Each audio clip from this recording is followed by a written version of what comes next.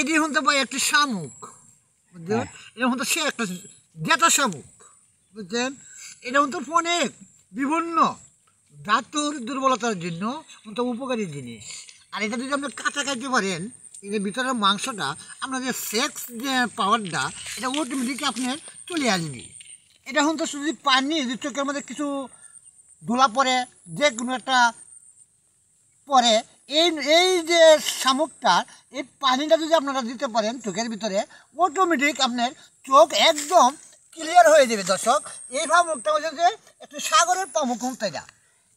এই যে দেখেন কত সুন্দর করে দেখেন, এই যে এই যে এই যে দেখেন সে মুঞ্জে গেছে, দেখছেন? সে ঘুরান দেয়, সে তো কথা বলতে পারে না। এই দর্শক, এই পামুকটা দেখেন ভালো মতন, এটা তো আমাদের একটা ওষুধ।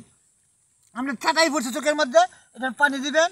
মাংস একটা তেলে মনে করুন বুক বাসে গেছে, এই মাংসটা আপনি খাওয়াইবেন, তেলের কড়া বাসবে না।